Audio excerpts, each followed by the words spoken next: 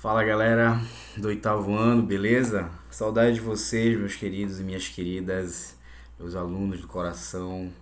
Tudo bem? Espero que sim. Continuem em casa, tá? Essa coisa que tá acontecendo é muito séria. Bom, vamos lá. Deixa eu aparecer aqui pra vocês, né? Afinal de contas é uma videoaula. E aí, tudo bom? Bom, gente, hoje a gente começa um assunto novo, tá? Dentro do teu cadernão do oitavo ano, né? É o caderno do segundo bimestre. A gente vai começar a estudar agora a história do Brasil, né? Tinha aluno que queria, que eu sei, que perguntava, quando é que a gente vai começar a estudar a história do Brasil? Pois é agora, tá? Vamos lá. Lembrando do sétimo ano, vocês já estudaram a história do Brasil, estudaram o período colonial da história do Brasil, estudaram a lavoura canavieira, né? O processo de início da escravização africana no Brasil e tudo mais, né? Já estudaram isso. Beleza. Agora a gente vai começar um novo capítulo da história do Brasil, que é o descobrimento do ouro, né, na região das Minas Gerais, né? Hoje estado de Minas Gerais, Goiás e por ali, tá? Hoje então a gente vai estudar a primeira aula sobre o Brasil colônia, né, o período da mineração, tá? Ou da sociedade mineradora, que é exatamente a descoberta do ouro aqui no Brasil. Os portugueses, né, vão conseguir então encontrar aquilo que eles tanto queriam, né, que era o tal do ouro brasileiro, certo? Bom, começando a gente vai entender nessa primeira aula sobre a descoberta do ouro, tá? Quem foi que descobriu, qual foi o processo, como se desenvolveu.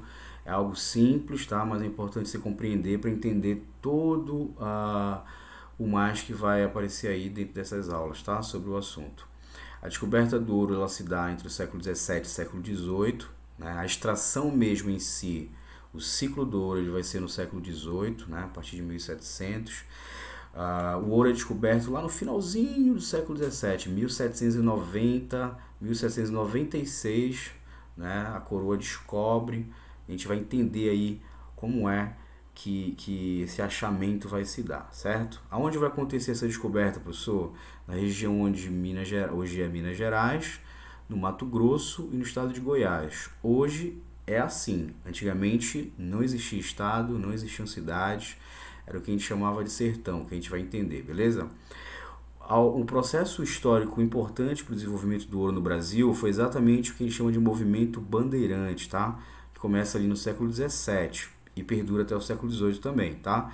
O que eram esses movimentos bandeirantes? Os bandeirantes eram bandos armados que percorriam o sertão do país em busca de riquezas. Vamos entender. O que é o chamado sertão que eu estou te falando aqui? É exatamente aquela parte mais interna, né, da região ah, da colônia brasileira, certo? Lembrando que a maior parte das cidades e desenvolvimento humano ficava onde? No litoral, né? No litoral do Brasil. Porque foi exatamente lá que começou o processo de ocupação territorial por parte dos portugueses, não é verdade? Sim. Foram lá, por exemplo, que desenvolveram as capitanias hereditárias, que depois não vai dar certo, mas é ali que são formados os primeiros engenhos de açúcar, ou seja, toda a exploração, né, econômica que os portugueses vão fazer se dá exatamente no litoral, certo? Então a ocupação territorial é feita ali. Posteriormente, o que eles chamam de sertão é a parte de floresta, né? A parte onde não é ocupada pelo europeu. Aquilo ali é terra indígena ainda, né? Selvagem, digamos assim, não habitada pelo europeu. Lentamente, ao redor dessas capitanias hereditárias, ao redor desses engenhos, eles vão começando a surgir o quê? Algumas fazendas para criação de gado, né? Para produção de alguns alimentos, como arroz e tudo mais, a plantação da mandioca, vai gerar farinha. Por quê? Porque nem só de açúcar vivia o homem, eles precisavam comer. Então, entra um pouco, né, dentro do território através da produção pecuária e da agrícola. Só que isso ainda não é o bastante, porque eles também não encontram o ouro que eles queriam. Lembra que é a época de metalismo lá do início, né? Eles estão em busca dessa riqueza mineral aí, certo?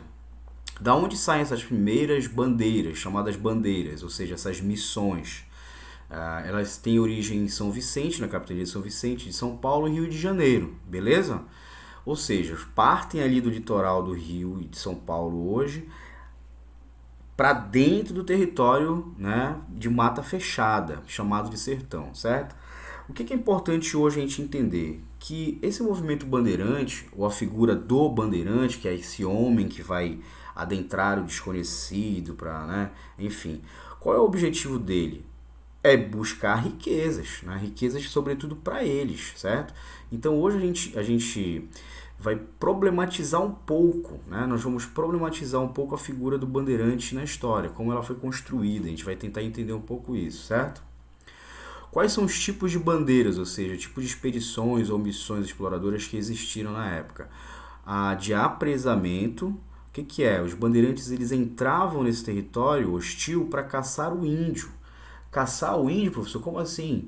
Exatamente, né? Eles iam buscar o aprisionamento desses indígenas, né? Eles queriam aprisionar para poder escravizar, né? E comercializar, vender para os colonos, enfim. Então era para buscar escravos indígenas, certo? O outro tipo de bandeira que existia era o sertanismo de contrato, né? Sertanismo deriva da palavra sertão. Sertão é aquela área mais inabitada ali, né? Que significava a destruição, por exemplo, dos quilombos, né? Que existiam dentro da mata fechada, onde os negros refugiados da escravidão se organizavam como comunidade, né? Que eram os chamados quilombos, tá? E outros serviços no interior e, sobretudo, buscar metais preciosos. Então eles tinham esses objetivos aí, caçar índio para aprisionamento, eles eram contratados para destruir quilombos, tá? Abrir novas áreas para plantio também, expulsando os indígenas e os negros possíveis fugidos que estivessem lá. Assim eles deixariam aquela área segura para quê? Para novas fazendas serem criadas ali, para plantio ou para criação de animais, tá? E o talvez o mais importante objetivo é que dentro dessas missões eles iam o quê? Bateando os rios, buscando ali o tal do metal precioso, certo? Durante muito tempo na história brasileira, o bandeirante ele foi visto, ele é colocado, na verdade até hoje, ele é visto como um grande herói, né, da nação brasileira. Por quê, professor? Porque ele fez esse papel de, digamos, civilizar, e bota aspas aí, civilizar uma área que era dita selvagem para esses portugueses, porque era área indígena, né? Era área habitada por esses habitantes tradicionais daqui do território. Então quem fez o papel, digamos assim, o trabalho sujo, né, de lidar com eles, expulsá-los e exterminar ou aprisionar, escravizar, foram exatamente os bandeirantes, certo? Então eles têm esse papel importante, porém, né, um pouco controverso. É isso que a gente vai ver agora. Essa figura do bandeirante, né, como modelo de brasilidade. Acompanhe aqui comigo no slide, tá? Olha aqui. Ou seja, eles vão ser usados, a figura do bandeirante, só muito tempo depois, como heróis da pátria. Porque se eles não tivessem entrado nesse território chamado sertão, descoberto novas áreas e principalmente descoberto o ouro, né, no Brasil, a coroa portuguesa não teria, né, se desenvolvido tanto quanto se desenvolveu, né, e a exploração da colônia brasileira não tivesse se dado como se deu, né. A gente tem aqui a figura de um icônico, né, bandeirante brasileiro chamado Domingos Jorge Velho. É o nome dele mesmo, apesar dele ser velho, né? Olha só a barba branca dele aí, né? Isso aqui é uma pintura do século XX, né, da década de 30, e a gente entende um pouco aqui sobre a vida dele. O bandeirante paulista, né, que nasceu mais ou menos em 1614, ninguém sabe muito bem de onde ele vem, nem a data certa do nascimento, mas ele morre em 1703. Ele era chefe das tropas que destruíram o Quilombo dos Palmares. Olha só que interessante. Esse cara aqui era famoso e um rico bandeirante, tá? Porque era um cara altamente embrutecido que entrava nos sertões, capturava índio e era contratado, pago pela coroa para ir destruir quilombos. Ele foi responsável por destruir um dos maiores quilombos da história brasileira, que foi onde viveu e governou o Zumbi dos Palmares, né?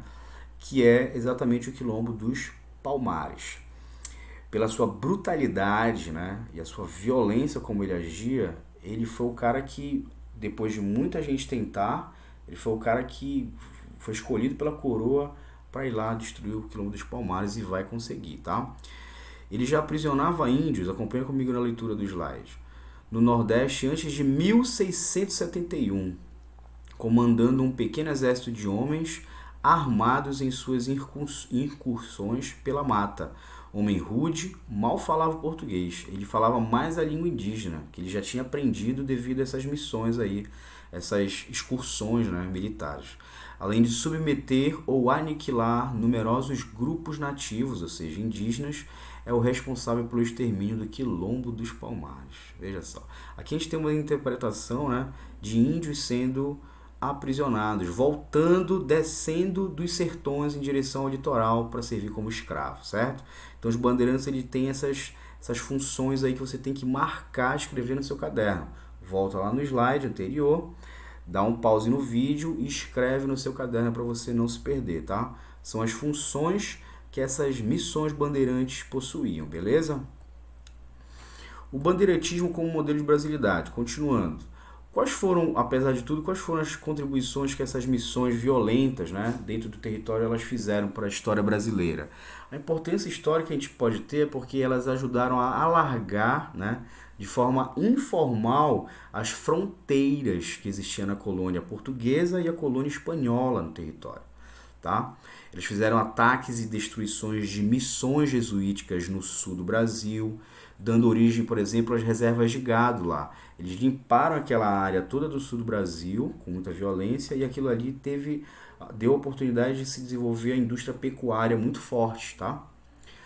E a principal foi a descoberta do ouro, né? Nos atuais estados de Minas Gerais, Mato Grosso e Goiás. Ou seja, apesar da importância histórica dessas missões, a gente deve entender como é que foi construído o mito heróico dessa identidade bandeirante do Brasil, né? Eles são usados, os bandeirantes, como símbolo da história do Brasil. Porém, a gente tem que entender que isso foi utilizado com alguns intuitos, né? Como lê aqui no slide comigo. Ó. Isso é algo que nasce por interesses paulistas, do Estado paulista no início do século XX, entre a década de 20 e de 30, que é uma coisa que a gente vai estudar mais lá na frente, né? No nono ano. A gente vai entender que São Paulo é um dos estados mais ricos do Brasil, devido à produção de café. E esse progresso, essa riqueza gerada por São Paulo, fez com que eles fossem atrás de um símbolo para esse povo paulista. E o símbolo vai ser exatamente o bandeirante, né?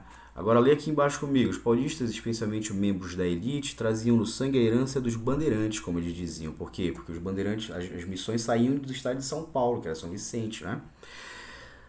Homens valentes, que não tinham medo de desafios e que explicaria por que os paulistas eram tão trabalhadores, dedicados e incansáveis, ou seja, um povo trabalhador, rico e que sempre estava em busca de progresso, né? Agora eu tenho que reparar que esse regionalismo paulista está carregado de quê? De preconceito em relação a quem? A habitantes de outras partes do Brasil, por exemplo, a Amazônia, na verdade.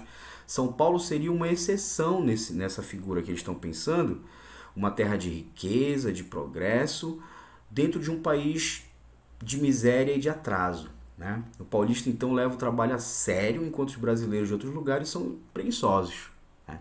Outra coisa importante que você tem que ver é o preconceito gerado pela falta, na verdade é uma falta de respeito com a cultura indígena tradicional do Brasil, desse país.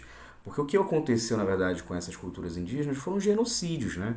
Milhares deles morreram, milhões no decorrer do tempo, mas as bandeiras, essas missões dos bandeirantes, elas dizimaram milhares de indígenas em prol desse avanço, né, ou dos interesses econômicos da colônia, perdão, da coroa, né, na exploração da colônia brasileira.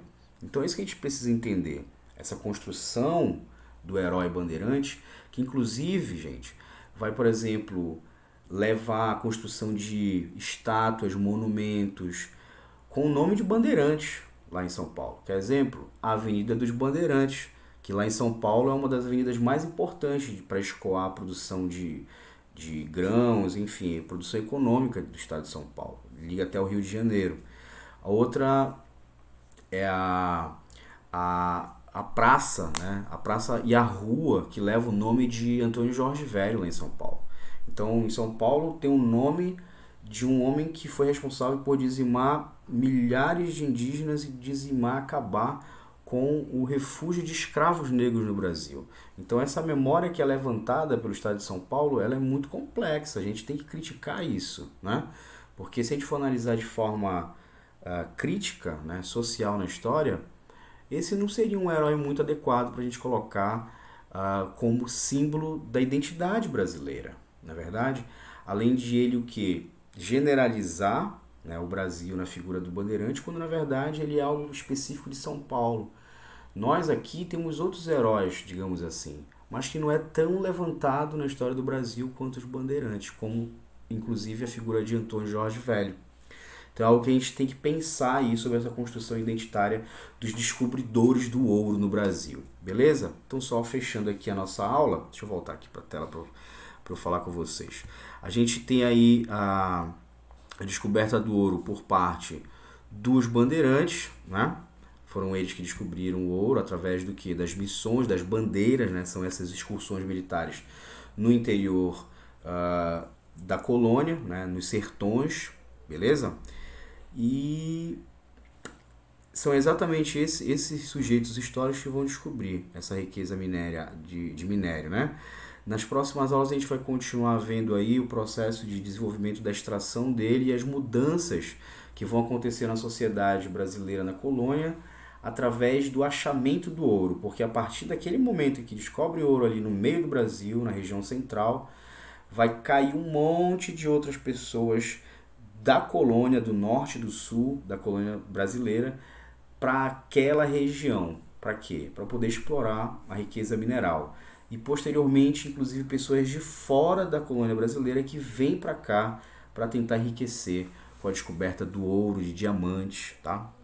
Nessa região onde hoje, por exemplo, é a cidade de Mariana, em Minas Gerais, onde aconteceu inclusive aquela tragédia de Mariana, onde rompeu a barreira da Vale, né, que acabou com a cidade, é uma cidade histórica inclusive, tá? Que surgiu no século XVIII exatamente pela exploração do minério lá. E cidades como Ouro Preto, né? São José del Rei, vão surgir essas cidades aí depois da descoberta do ouro lá, beleza? Mas isso é uma coisa que a gente vai estudar na aula que vem, tranquilo? Vamos estudar. Abraço!